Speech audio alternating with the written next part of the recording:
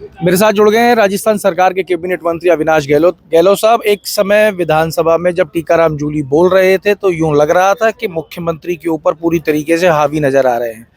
आप मुख्यमंत्री बने रहे 5 साल, ये हम चाहते हैं, इस तरीके के स्टेटमेंट्स टीकाराम जूली देते हुए नजर आ रहे थे।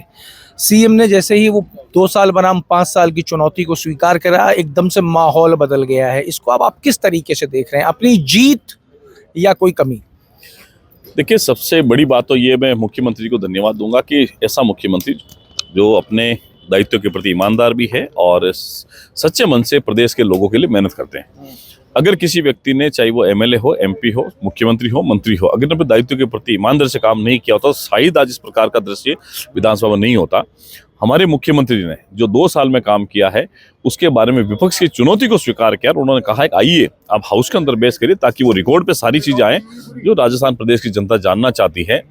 और हमने 2 साल का एक विजन डॉक्यूमेंट जो है वो हाउस में रखा है और हमने कहा कि इसको आप पढ़िए, कुछ भी अगर इसमें गलत है तो आप उसे बहस में कहिए, आप हमें बताइए, सलाह दीजिए कि ये गलत है, ये सही है।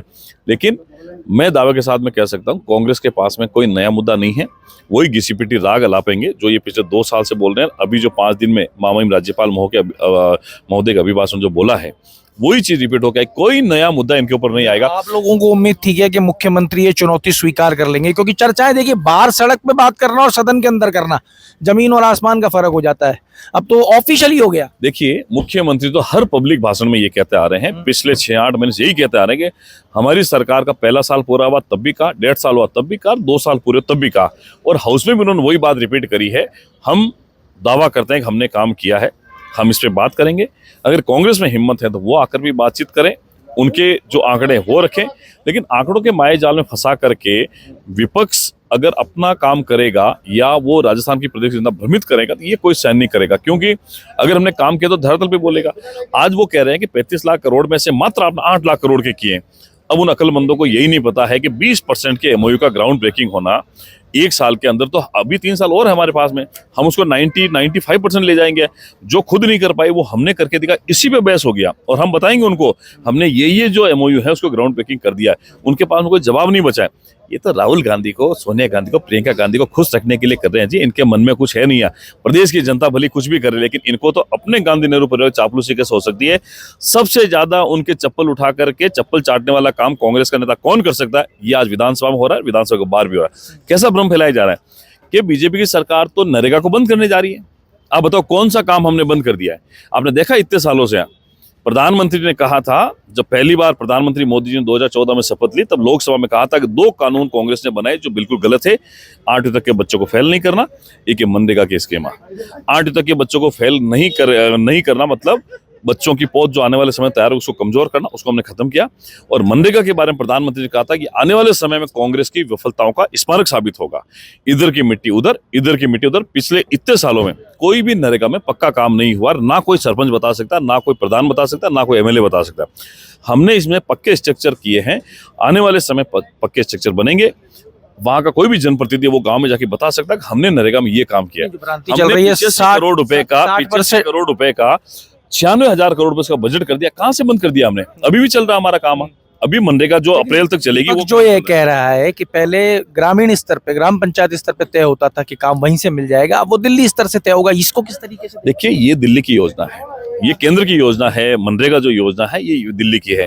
पहले जवाहरलाल नेहरू जी के नाम से थी, उसके बाद नरेगा किया गया, उसके बाद महात्मा गांधी नाम जोड़ा गया। तो नाम बदलने का काम तो कांग्रेस करती आई है।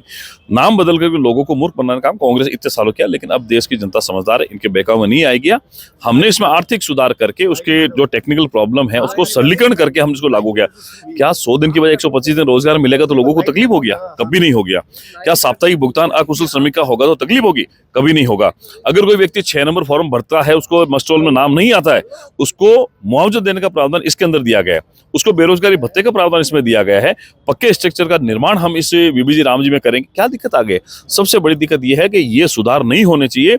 लोग ऐसे ही बहकावे में आकर के इनके साथ जुड़े रहें, जो अब होने वाला नहीं है। मोदी जी हमेशा देश के लिए काम करते हैं, देश के हित की बात करते हैं, लेकिन ये लोग वो हैं जो चांदी का चम्मच लेकर पैदा हुए, गरीबों की चिंता नहीं करते हैं, गरीबों की चिंता को जानते भी नहीं है।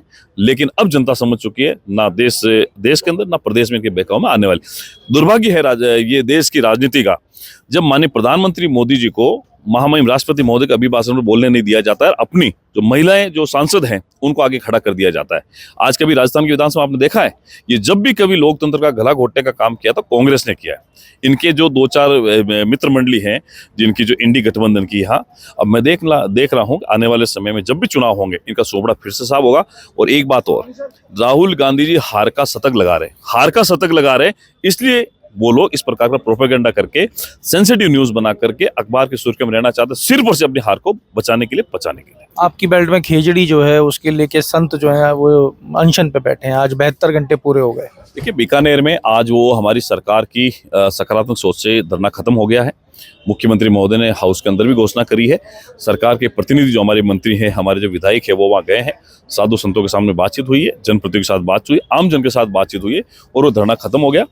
विधानसभा में जल्दी इसका कानून आने वाला है। राज्य वृक्ष हमारा जो खेजड़ी है किसी सूरत में नहीं कटे, इसके लिए सरकार प्रतिबद्ध है और आने वाले समय कठोर कानून आपको देखने को मिलेगा। आपकी प्राथमिकता में है? बिल्कुल हमारी प्राथमिकता में है। लेकिन खेजड़ी जो है वो सरकार की प्राथमिकता में है। मंत्री ने कह दिया कि कुछ भी हो जाए खेजड़ी नहीं कटने दी जाएगी और इसके लिए मुख्यमंत्री ने सदन में कह दिया है। आज की जो बड़ी खबर है वो ये है कि कोई चर्चाएं बहुत चल रही थी कि कांग्रेस सरकार के 5 साल बनाम भाजपा के 2 साल, पर किसी को ऐसी उम्मीद नहीं थी कि मुख्यमंत्री सदन के अंदर विधानसभा अध्यक्ष से व्यवस्था मांग लेंगे कि आप दिन तय कर दें, मैं चुनौती स्वीकार करता हूं। पहले बहस होगी 2 साल वर्सेस 2 साल और उसके बाद में बहस होगी 2 साल वर्सेस 5 साल की। मंत्री राजस्थान सरकार के सभी उत्साहित हैं। इनका उत्साह से लग रहा है कि 2 साल में जो काम किए हैं अब वक्त आ गया है उनको आगे तक पहुंचाने का, जनता तक पहुंचाने का। पर एक ये नई शुरुआत है कि सदन में किसी सरकार ने चुनौती दे दी है विपक्ष को कि आ जाओ एक दिन बहस कर लेते हैं। तो जुड़े रहिए हमारे साथ। अमर उजाला के लिए जयपुर से मैं आशीष। आपके राज्य की खबरें, आपके शहर की खबरें सबसे पहले जानने के लिए देखते रहें अमर उजाला। चैनल को सब्सक्राइब जरूर कर लें और पाएं हर अपडेट।